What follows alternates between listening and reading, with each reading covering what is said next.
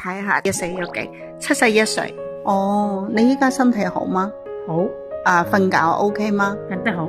哦，你調養呢個身體咧，調理個身體大概調理咗幾多年？我以前有嗰個病嗰陣時咧，我都有調理，但係咧幫唔到我，係到用咗呢啲我就幫到我啦。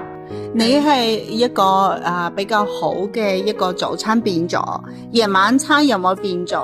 因為咧就嗰個子宮內膜癌啊。你係子宮內膜就做完手術先，醫生話我真係第3期，開頭話我初期嘅啫。第三期需要電療，電療咧有冇化療㗎？電療電咗我5個星期。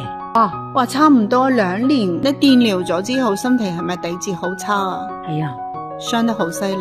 灼傷咗嗰個腸。係因為電療導致個腸出事。黏咗腸，黏埋肌肉，咁我啲腸又好混亂，一條扮一條，佢中間有個裂啊，有個結啊。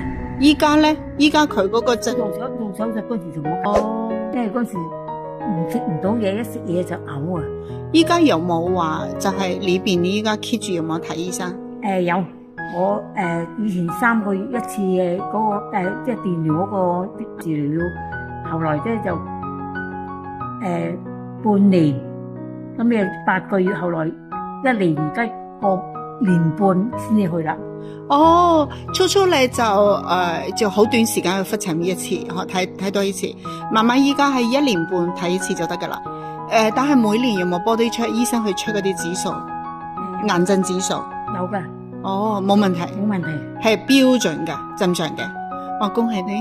所以喺呢6年裏面，我開始以前好差噶，行路都。你嗰時見到我嗰陣時，識我嗰陣時咧，我幾年前見你嗰陣嗰個狀態冇依家都冇咁好行路，係啊，係咁咩？因為喺個腸咧，仲有時即係你喐動得多咧，痛噶。因為佢係離膽管都好近嘅咩？因為佢嗰個腸胃啊，其實人嘅腸胃好緊要嘅，因為腸胃唔好，我嗰個壞死咗一啲腸，就切走咗未？唔係切咗噶。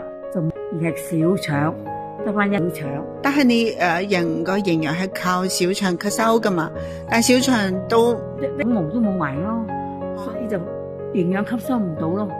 咁咧就唔係佢個胃蛇有時會影響，即係一食得唔啱，或者食得飽少少咧，或者嗰啲纖維，所以嗰陣時營養師我3條已經最極限噶啦。你係咪要少？